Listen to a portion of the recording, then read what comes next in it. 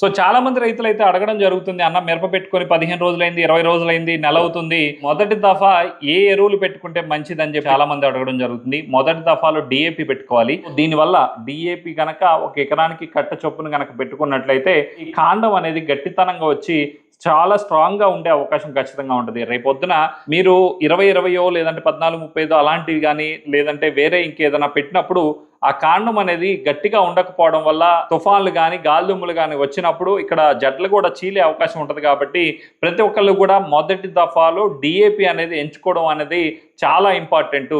So ఈ DAP ఒక ఎకరానికి 50 కేజీల చొప్పున దాంట్లో 10 కేజీలు నుంచి 20 కేజీల వరకు యూరియా అనేది ఎంచుకోవాల్సి ఉంటుంది. నత్రజని అనేది కూడా చాలా మొక్క ఎదుగుదలకి కానీ మొక్కకి అన్ని అవసరాలని తీర్చడానికి ఈ నత్రజని యూరియా అనేది ఒక 20 కేజీ చొప్పున ప్రతి ఒక్క రైతు కూడా పెట్టుకోవాల్సి ఉంటుంది.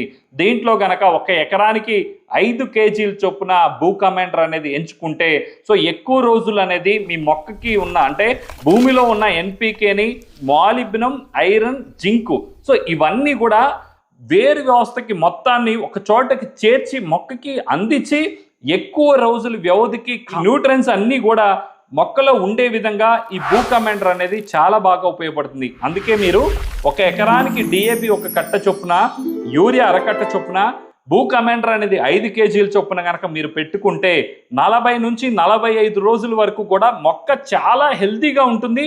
సో చాలా క్వాలిటీగా ఉంటుంది. సో ఏ సక్కింగ్ పెస్ట్ కూడా అటాక్ చేసినా కానీ మొక్క అనేది నలగదు. సో అంత క్వాలిటీ అనేది ఈ భూ కమాండర్ అనేది క్వాలిటీ మెయింటైన్ చేయడానికి అన్ని nutrients, molybdenum, iron, zinc so ఇవన్నీ కూడా వేరు వ్యవస్థని అందించి వేరు వ్యవస్థని గ్రో చేయడానికి చాలా బాగా ఉపయోగపడుతుంది.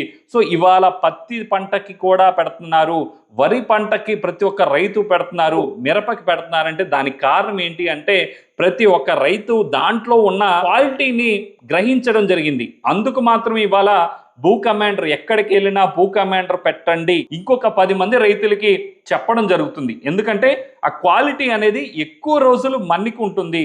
సో మొక్క అనేది చాలా హెల్తీగా ఉంటుంది.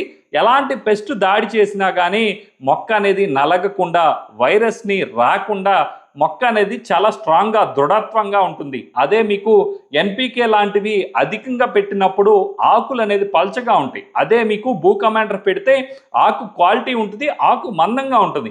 పెస్ట్ సకింగ్ చేసినా కానీ అంత ఈజీగా ఆకు అనేది లొంగుబాటు అవ్వదు. సో అందుకని ప్రతి ఒక్కళ్ళు కూడా భూ కమాండర్ని ఎకరానికి 5 కేజీలు చొప్పున ప్రతి ఒక్కళ్ళు కూడా ప్రిఫర్ చేయండి. ఆ రిజల్ట్ ఏంటిది అనేది మీరే నాకు ఫోన్ చేసి చెప్పడం జరుగుతుంది. మరొక మంచి వీడియోతో మంచి కంటెంట్ ముందుకు రావడం జరుగుతుంది. జై జవాన్, జై కిసాన్.